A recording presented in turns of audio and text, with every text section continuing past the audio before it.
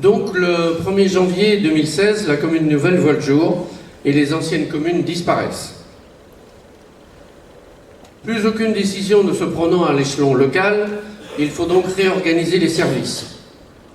Donc une vague de centralisation des services se met en marche, conduisant à la création d'une grosse administration qui, pour fonctionner, doit inventer des procédures administratives qui alourdissent considérablement le fonctionnement. La population est perturbée, elle ne s'y retrouve plus dans le fonctionnement, tout devient alors compliqué. Pourtant, deux artifices prévus par la loi sont mis en place, le conseil consultatif d'une part et le maire délégué d'autre part.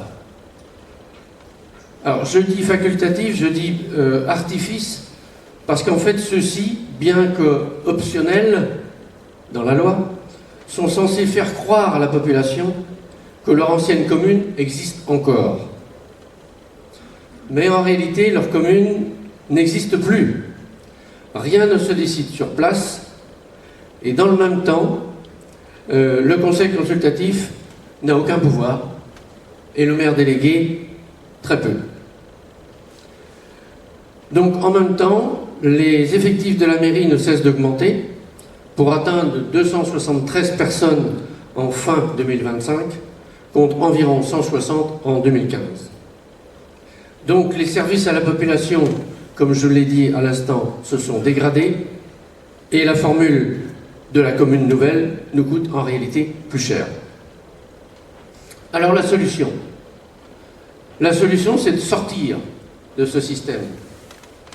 C'est pour ça que nous avons formé une liste. Cette liste s'appelle le Frexit 49-120, pour bien faire comprendre que nous voulons rendre à nos 13 communes leur souveraineté. Le mot Frexit, dans notre opération, n'a aucune connotation politique. Aucune. C'est simplement pour rappeler que ce que l'on souhaite, c'est le retour à la souveraineté des communes. Cette liste n'a donc qu'un seul thème de campagne, la diffusion de la commune nouvelle de Chemillé-en-Anjou. Nous ne nous considérons pas comme une liste d'opposition. Nous ne contestons pas la gestion de la commune par l'équipe municipale sortante. D'ailleurs, la Chambre régionale des comptes a déclaré en 2025, que les finances de la commune étaient plutôt bonnes. En fait, nous sommes une liste concurrente qui propose une organisation du territoire différente, une autre gouvernance. Et cette transition-là est possible. D'autres l'ont déjà fait, sans que le préfet de la région ne s'y oppose.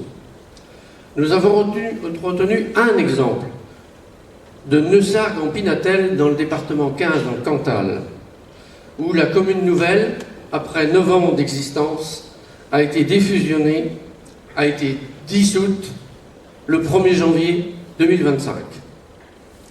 Cet exemple est proche de notre situation à nous. C'est pour ça que nous avons retenu celui-ci. Alors maintenant, comment on va faire? Une fois élus, là, on compte sur vous, évidemment, nous constituerons une équipe municipale nouvelle qui sera appelée à gérer les affaires courantes, à poursuivre les dossiers en cours. Elle préparera aussi la diffusion, puisque c'est ce pourquoi on se présente. Et pour préparer cette diffusion, il faudra constituer un dossier de diffusion.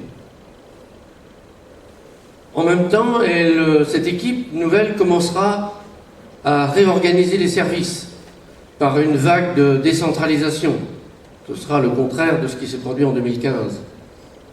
Et elle préparera les élections municipales suivantes qui permettront aux habitants d'élire un conseil municipal dans chacune des communes.